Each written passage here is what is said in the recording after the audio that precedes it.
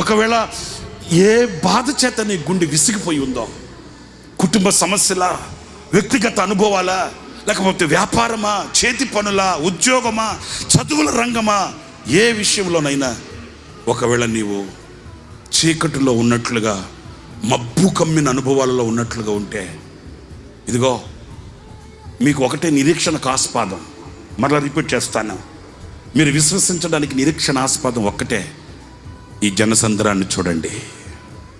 మేఘాలను మాయం చేసి, మేఘాలను పారద్రోలి, ఆ సూర్య కాంతిని ప్రకాశింపచేసి ఇంత దీవెనకరమైన వర్షాన్ని కురిపించి పంటను పండించిన ఆ సర్వశక్తి గల దేవుడే నీవు నమ్మిన దేవుడు.